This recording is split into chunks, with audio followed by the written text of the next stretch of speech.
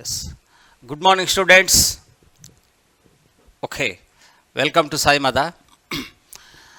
So ఈరోజు మీతో discuss చేస్తున్నటువంటి అంశాలు ఏమిటంటే, పిల్లలు మీరు ఆల్రెడీ మ్యాథమెటిక్స్ సంబంధించి గ్రాండ్ టెస్ట్లు మనము 8 పూర్తి చేసుకున్నాము. ఆ 8 కూడా ఎలా అంటే, ఏపీ సిలబస్ ప్రకారము 8 గ్రాండ్ టెస్ట్లు మనం మ్యాథమెటిక్స్లో కవర్ చేసుకున్నాము. అలాగే తెలంగాణ వాళ్ళకి తెలంగాణ సిలబస్ ప్రకారం కూడా మనము 8 గ్రాండ్ టెస్ట్లు ఎంపీసీని పూర్తి చేసుకున్నాం. అలాగే సేమ్ ఇంజనీరింగ్లో కూడా మనము 5 గ్రాండ్ టెస్ట్లు పూర్తి చేసుకున్నాము.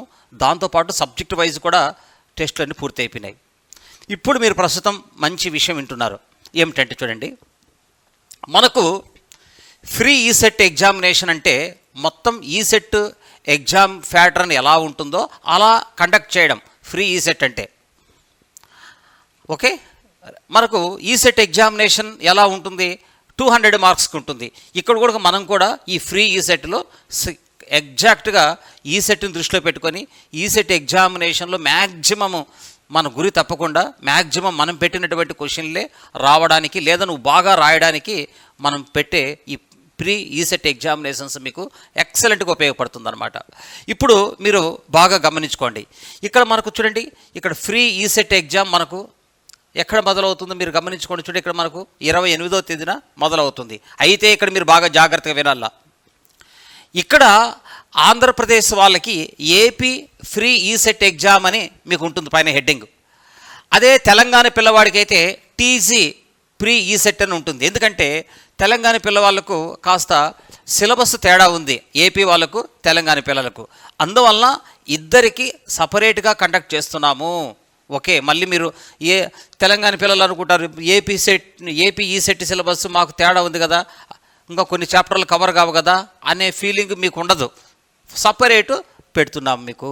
కాబట్టి అట్లా ఏపీ టీజీ ఎక్కడ 28th మధ్యలో మళ్ళీ మీకు ఒకరోజు హాలిడే వస్తుంది. ఎందుకంటే ఇది ఫర్ ఎగ్జాంపుల్ ఒకవేళ 9 to 12 జరిగింది అనుకోండి, మరి 12 నుంచి మళ్ళీ ఆ రోజంతా గ్యాప్ ఉంటుంది. మళ్ళీ నెక్స్ట్ డే కూడా మీకు టైం ఉంటుంది, అద్భుతంగా ప్రిపేర్ కావచ్చు. మళ్ళీ మీకు 30వ తేదీ ఉంటుంది, మళ్ళీ ఒకరోజు గ్యాప్ వస్తుంది. మళ్ళీ చూడండి, మళ్ళీ 2వ తేదీ మళ్ళీ మీకు గ్యాప్ వస్తుంది, మళ్ళీ 4వ తేదీ వస్తుంది, 5వ తేదీ గ్యాప్ వస్తుంది, 6వ తేదీ కూడా మీకు మెయిన్ ఎగ్జామ్ ఉంటుంది. ఎవరికి? ఏపీ వాళ్ళకి. మీరు అప్పుడు చూడండి, అప్పుడు మీరు అది 5వ టెస్ట్గా భావించుకోవాలి మీరు. ఏది? AP ECET. ఓకే, మనం ఆల్రెడీగా ఫ్రీ ఈసెట్ 4 కండక్ట్ చేస్తున్నాం. నెక్స్ట్ 6వ తేదీ రాసేది నువ్వు 5వ టెస్ట్గా భావించుకో. ఓకేనా? తెలంగాణ పిల్లలు మీకు 4th ఫ్రీ ఈసెట్ ఎగ్జామినేషన్ అయిపోయిన తర్వాత మీకు నెక్స్ట్ షెడ్యూల్ ఇమ్మీడియట్గా ఒక 1 or 2 డేస్లో మళ్ళీ మీకు రిలీజ్ చేస్తాం ఫర్దర్గా ఉన్నటువంటి ఫ్రీ ఈసెట్స్. ఓకేనా? రైట్. కాబట్టి బాగా చక్కగా బాగా చదువుకోండి. Wish you all the best.